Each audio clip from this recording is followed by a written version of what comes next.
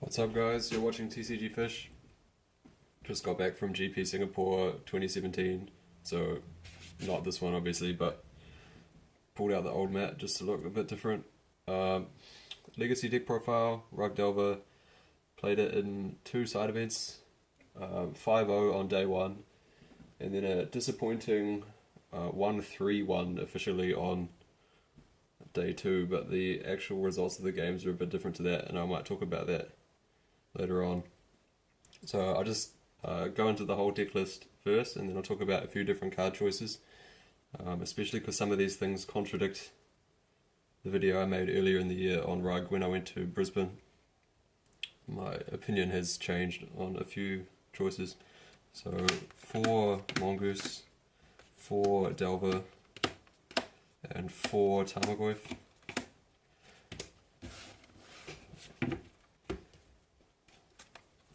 4 Ponder, 4 Brainstorm, 4 Stifle, and 4 Daze.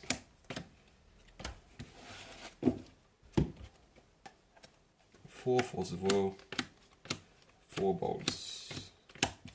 And the lands, 4 Wasteland, 3 of each dual land,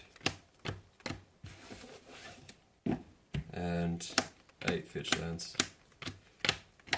So I'm waiting for the day somebody Sorcerous Spyglasses my Scalding Tarns, then I'm going to have to buy some Flood the Strands or whatever, but that hasn't happened yet, so we're postponing it as long as possible. So as usual, that was the Delver 54, 2 Spell Snare, 1 Spell Pierce, 1 Preordain, and 2 Seal of Fire. So firstly, just going back to what I said earlier in the year, I was only playing 3 Tarmogoyfs. Now I'm back on playing 4. So firstly, or 2 things. Why am I playing 4 Tarmogoyfs now? And did I think about playing Hooting Mandrills? So the reason I have tested Hooting Mandrills, basically in between GP Brisbane up until recently, because Hooting Mandrills is good for several reasons. So the high printed mana cost of it means that it can't be targeted by Abrupt Decay or Fatal Push. So it kind of has like a semi-hexproof. Of course that's very relevant in any matchup where your opponent is playing those cards. The other reason why Mandrills is potentially good is that it has Trample. So that's very good against opposing True-Name Nemesis, because you can attack through for damage. And also versus decks like, say, Elves or Death and Taxes, who have the ability to block and then bounce creatures. You don't get walled off forever, all the damage will go through with the trample. So some people, when you suggest they play Mandrills, their immediate reaction is, well, if you're delving away your graveyard, doesn't that make Mongoose really bad? And that interaction actually barely ever matters. I think the more important thing to think about is the metagame consideration for whether the hexproof matters or whether the trample matters. So the thing about Mandrills though is that you can't play too many, because the delve eats the graveyard and then they start competing also with Mongoose and with each other. So normally what most people do is they play 2 Mandrills and 1 True-Name instead of 4 Tarmogoyf, and then they just play 1 extra spell. So the reason why I didn't decide to do that is because, so you've got to think, so the main reason we're playing Hooting Mandrills is so it can't be targeted by Fatal Push or Abrupt Decay. But which decks play Fatal Push and Abrupt Decay, right? So even though Grixis Delver, which is the most popular deck, technically could play those, generally they don't. Check Pile is also very popular, but again they only typically play maybe 1 or 2 Fatal Push, maybe Decay, and maybe 1 more in the sideboard, for example. Fatal Push and Abrupt Decay just really aren't very popular removal choices. So what decks do play many copies of Decay and Fatal Push is Bug Delver, right? But then Bug Delver also plays creatures for Tarmogoyf and generally like Tombstalker as well. And then the fact that Mandrills is only a 4/4 then becomes a huge liability. So against the decks that do play high numbers of Decay and Push, Mandrills is actually really bad, just because as a creature it lines up super poorly against your opponent's creatures. And if you're playing Rug and you come up in the Rug mirror and you have Mandrills and your opponent has Tarmogoyf, then you're basically just fucked, right? Because you have so many things that just get bricked by their Tarmogoyf. And you can't even have like a Tarmogoyf standoff, right? Your green guy just loses to their one. So Mandrills is bad there. And then also against Eldrazi, Mandrills being small sucks. And Tarmogoyf can beat an Angler, potentially. Mandrills never will. And all of these things are just so much more important than the fact that, well, your Tarmogoyf might get decayed sometimes. That's the position I'm at now. I just don't like Mandrills. It seems like a good idea in theory, but the way that I've tested it and the way it plays out, it just doesn't really work well in practice. So, along with the 4 Tarmogoyf, we had the 2 Seal of Fire. So in the previous video I had 1 Seal of Fire in my sideboard to bring in matchups where Tarmogoyf needed to be 5/6, so versus Angler and versus Eldrazi. And I think that's a good idea, but having 1 copy in the sideboard is not consistent enough at doing it. You need to have at least 2 copies, and you can just move them to the main deck to create more space in your sideboard. So it's not too often that you have to kill things that have 3 or exactly 3 toughness. So you would play maybe like Chain Lightning or something instead of this.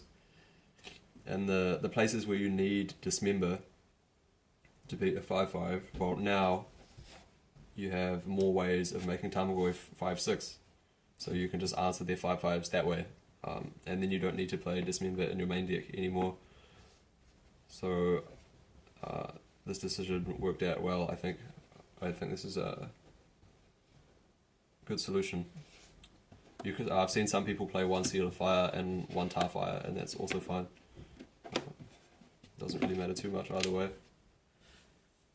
So just again, if you haven't watched that video, Tar Fire is slightly better because it's an instant, so it flips your Delvers.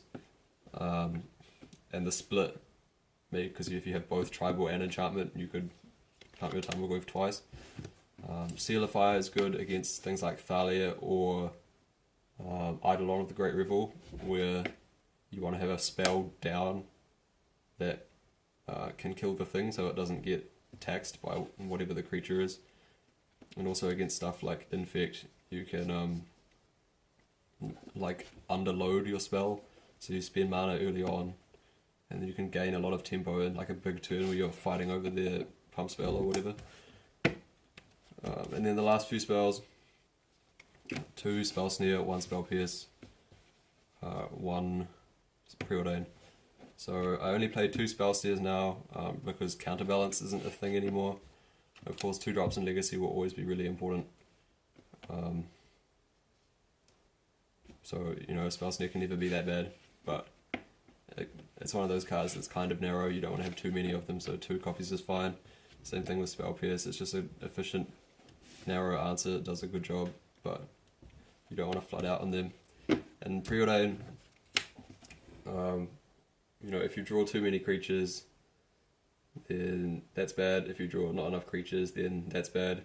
So that was the argument for playing only 3 Tarmogoyfs in the previous video in early, was it like February, March, around then? So I want to play 4 Tarmogoyfs now because you're maximizing the payoff of having the Seal of Fires in your deck. Like if you had less than 4 Tarmogoyfs, but you're committing playing 2 Seal of Fires to buff them up. It seems like a bit of a waste. And with more cantrips in your deck, you can not flood out on creatures so much anyway. You can control your draws a bit more with the 1 extra Preordain. And there aren't so many matchups that are so tempo intense that 1 more cantrip is a liability, but if you think that, then you can board this out. That's fine. So that's the main deck.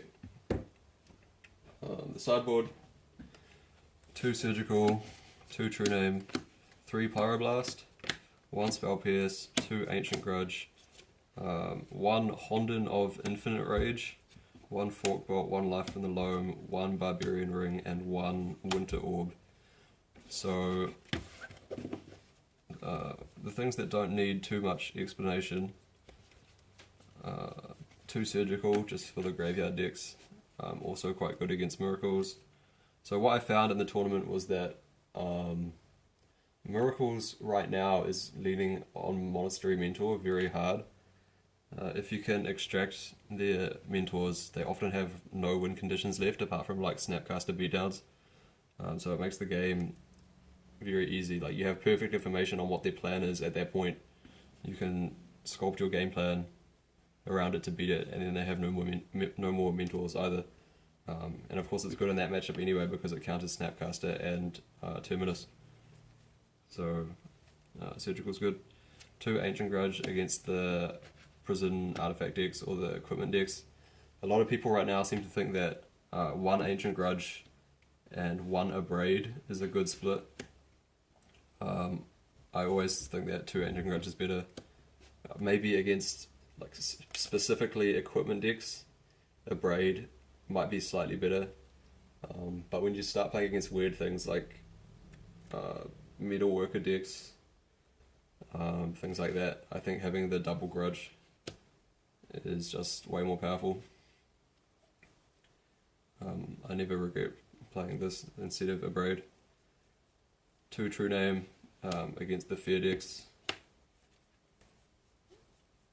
So against combo Spell Pierce, this is also good against like Blood Moon and things like that. 3 Pyroblast. So the one thing that I would change after this tournament was 3 Pyroblast I think is too many now. Because before the popular combo decks were like Storm and Reanimator, which played blue cards, and now the most popular version of Reanimator doesn't play any blue cards. Miracles is way less popular, so you have less opponents playing things that you can Pyroblast. And then they're also, like Dragon Stompy is quite a bit more popular now, it seems. And people seem to be playing weird things like Eldrazi with like Thran Dynamo in it. And then against all of these decks, Pyroblast is really a do nothing. And Spell Pierce is quite good. And you have too many cards that you want to board out. Immediately what I would do if I was going to play this deck in a tournament tomorrow is cut 1 Pyroblast from the sideboard and add another Spell Pierce. And of course what I've talked about before in the past, you can play like a 1-1 split of Pyro and Red Blast if you want to dodge Cabal Therapy or whatever, that's fine. I just haven't got around to buying one. 1 Forkbolt. So there was a big discussion at the end of the previous Rug video about what was the best removal spell. 1 mana removal spell or like board wipe removal spell. I just like Forkbolt. It's 1 mana, which is really important. It can kill 2 small things, which is good against Death and Taxes and Elves. It kills Deathrite Shaman for 1 mana, which is also important. Like you do want to have 1 more removal spell to bring in versus Grixis Delver and things like that. And of course I'm not playing Forkbolt in the main deck anymore, so this just seemed like the right call. And the other sort of removal spell on the sideboard is 1 Barbarian Ring. So this looks kind of odd. So I heard some people talking, or I overheard some people talking after one of my games versus Delver, where they seem to think that like, oh, this is so strange because you want it to kill Deathrite Shaman, but Deathrite Shaman eats your threshold away, and then you can't even activate it. And then they saw me play Life from the Loam, and they're like, oh my god, that's so dumb. Death Ratch Time is just going to eat your Barbarian Ring anyway, and then you won't even be able to return it back. So, you know, you don't have to get so deep into thought with this. Just because you sometimes don't achieve that ideal, fantastic situation with it, doesn't mean it's bad. So in matchups where, in Legacy there are a lot of matchups that are very tempo intensive and where the opponents have small creatures. So the two that specifically come to mind are Grixis Delver, or just Delver in general, and Death and Taxes. And in both of those matchups, it's really good to be able to bring in a card that is a split card of a removal spell and a land. It does seem really strange to some people to have lands in your sideboard to board them in matchups where you want extra lands. Like, that just isn't a thing that happens in like Standard, for example. But against Workshop decks in Vintage, that strategy's been known for a long time. Against decks that are trying to deny you mana, sometimes you just want to board in more mana. That's how you beat them. So here you have a card that is also, it's mana, and it's also removal. And against decks like Miracles, for example, this even kills Mentor, which is good. And it also is like a late game recurring 2 damage every turn. Or against decks like Elves, if you set this up, it's just like a recurring removal over and over. So this interaction is really cool. I think this pairing in your sideboard is very strong. This is also good in a Brainstorm deck. You can like brainstorm your cards back and then dredge this to mill them away. Or it's just good in like in Delver Mirrors. It's a really good way to pull ahead. You just bring back a bunch of Wastelands and annihilate your opponent's mana. You just get really far ahead that way. And then in late game situations against Miracles, this is just like recurring 2 damage. Did I just say that? Anyway, yeah. So this is a really nice like little 2-card combo that are both powerful together and by themselves. 1 Honden of Infinite Rage. So this is a card I've been kind of championing for a while on the source, on the Rugdelver thread there. And a lot of people don't seem to quite understand what it's for. So if you look at it, so what it does, during your upkeep, it deals 1 damage to target creature or player. Because obviously you don't have any other shrines. So this card is both, is it Staticaster and Sulfuric Vortex. And that's really all there is to it. So if your opponent's playing Death and Taxes or Elves or anything like that, then every turn it just kills something. You know, bang, bang, bang. It's not as good at doing that as something like Staticaster. It's a bit harder to kill, and it gets a little bit more messed up by Mother of Runes, for example. But again, pinging one thing every turn is still what you want to be doing in those matchups. And then against decks like Miracles, you want to board all of your Delvers and all of your Tarmogoyfs out. And then you have 4 Mongoose, 2 True-Name. But they still have all their Terminus. And my opponent even boarded in Supreme Verdict. And then you only have 6 creatures left, right? So you need some more threats. So something like Sulfuric Vortex would be kind of ideal. And this just kind of does that, right? You just put it down, your opponent doesn't really have any removal for this, and it just does 1 to them every turn. It's like an invisible stalker that can't be killed by creature removal. And the reason why I can't just play Is It Staticaster and Sulfuric Vortex is because there's not enough sideboard slots. Ari Lax has done a really good article recently where he goes hard on Brennan DeCandio for being whiny and not knowing how to build a sideboard. But what he says is basically like, yeah, sometimes you want to have, say, like Stony Silence for Affinity, and then you want to have like Engineered Plague versus Elves, or you know, something like this, right? Obviously, this is not exactly what he says because he's talking about Modern, and you can't play Engineered Plague. But you know, that's the example.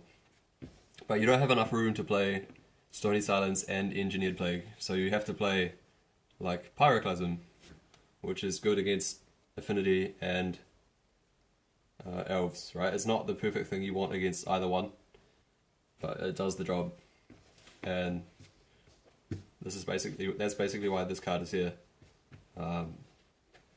It just does really not the best thing, but a good thing in many different matchups. And even against something like Miracles, I can argue that this is actually even better than Sulfuric Vortex, because it kills Snapcasters and Mentor tokens for free. And if the board's empty, it's not killing you at the same time. So yeah, I've been really impressed by this card every time I bring it in. Against other control decks that are playing like Baleful Strix and things like that, it kills that for free. It's just a really underrated card. So another card that does something similar is called Granite Shard, which is a 3-mana artifact. And you can pay a red and tap it to ping something. So that's really similar to this. So the pros are you can activate it whenever you want, so it's a bit more flexibility in dealing with stuff like Symbiote or Mother of Runes, for example. And it's also colorless because it's an artifact, so that's even better at dealing with Mother of Runes. The downsides maybe that it has an activated ability, so they can turn it off with like Revoker or Pithing Needle, but your opponent should probably never have those cards against you anyway. The main downside of Granite Shard, I found, is that it's an artifact, so it dies to Kolaghan's Command, which means it's really not as good in the Baleful Strix matchups. And I guess the fact that you have to put a mana into it every turn could be a liability in some cases as well. So yeah, overall, really happy with Honden of Infinite Rage. The last sideboard card is one Winter Orb. So in the past I played more Winter Orbs, obviously, because Miracles was really good. So the nice thing about only playing one Winter Orb is that Winter Orb doesn't stack, right?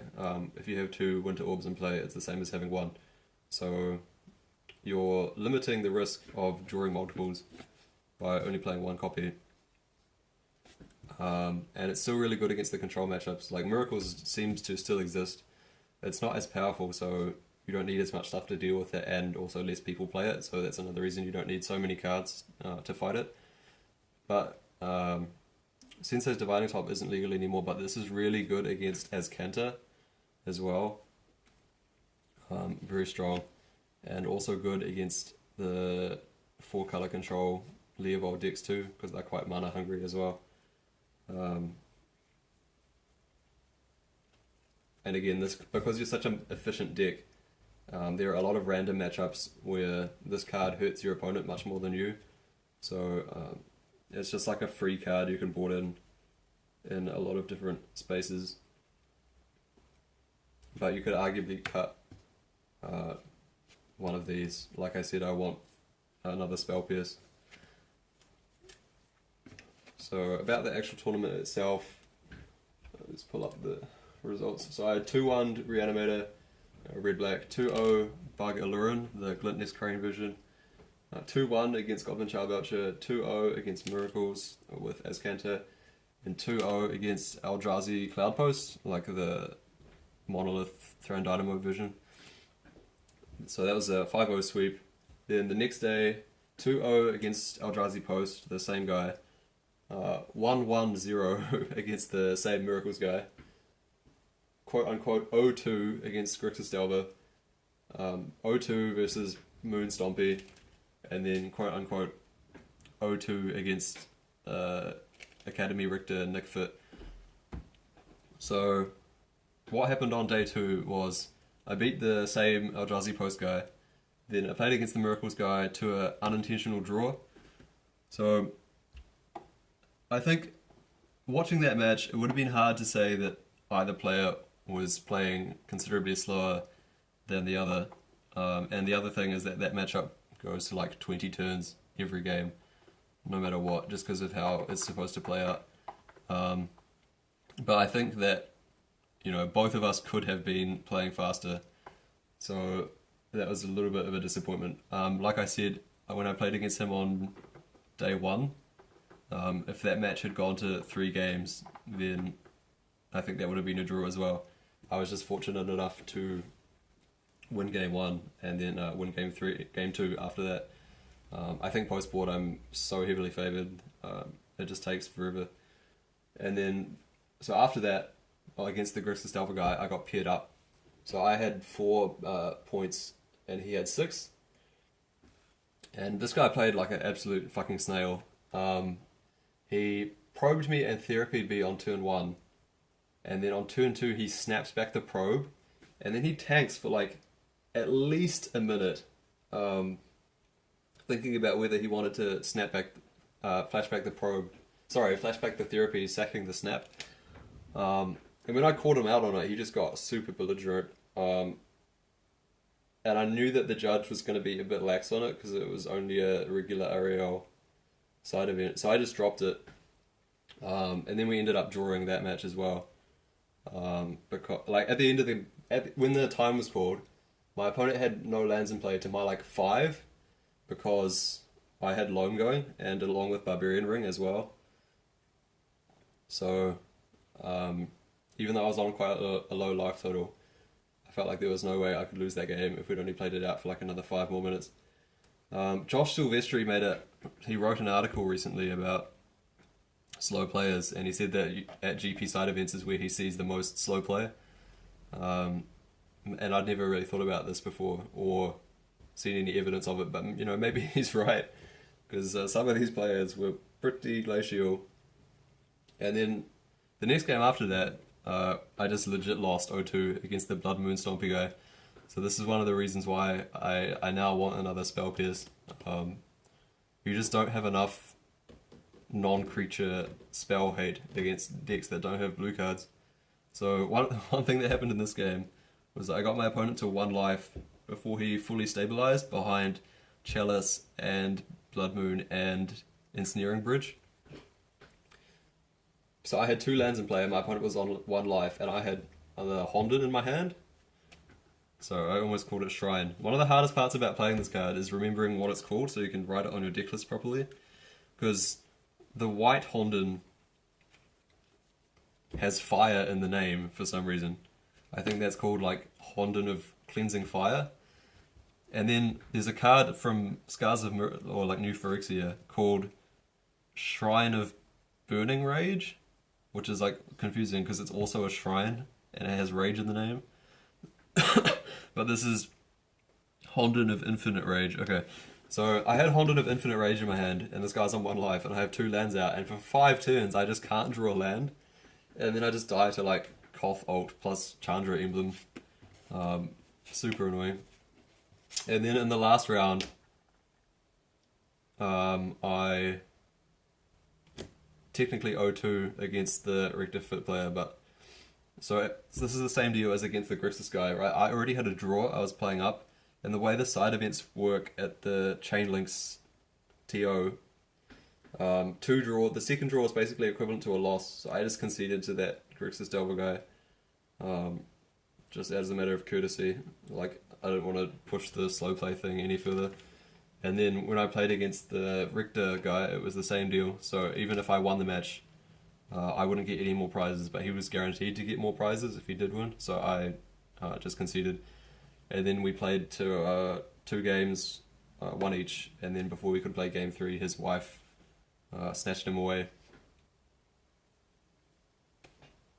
So yeah, that's my story from that event. Definitely think the deck is strong.